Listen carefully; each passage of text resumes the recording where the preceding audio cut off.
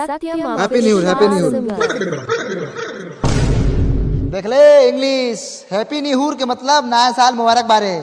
तू happy new year, तू new year भाईयो। हां तू न्यू ईयर रे बंटिया साला। आज भर सब के हो जागी तू सौ के चंदा लागी 2000 भरी जुर्माना नया साल में घर से भागी। सब न्यू ईयर पीछे खेतानी में पार्टी होई कहने निकलिया त खा के मुर्गा पी के बियर बोलल जाई हैप्पी न्यू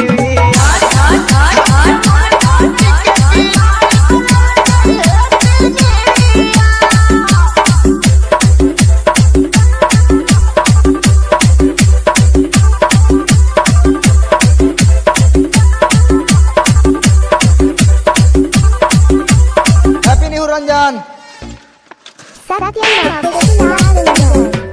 प्यारे लाला नहीं है मसाला लहसुन प्याज मरीच काला कोई खा नहीं है श्याम देहाती पवन के घरे पठाला। प्यारे लाला नहीं है मसाला लहसुन प्याज मरीच काला श्याम देहाती बैठा ले रही है पवन के घरे पठाला।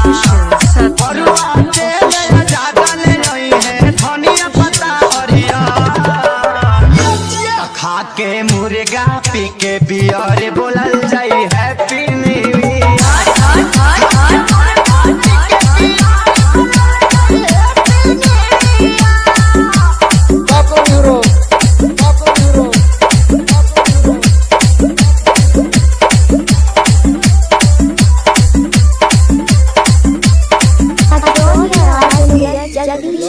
मतलब नया साल मुबारक हो।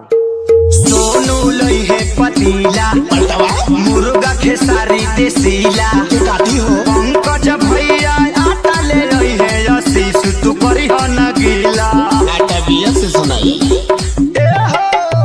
सोनू लई है पतीला मुर्गा खेसारी देसीला हनंते भैया आटा ले लई है करी हो न बिकी गीला। बॉटल गिलास विकास ले आई है पानी पियई है रात भर खा के मुर्गा पी के बियर बोलल जाई हैप्पी न्यू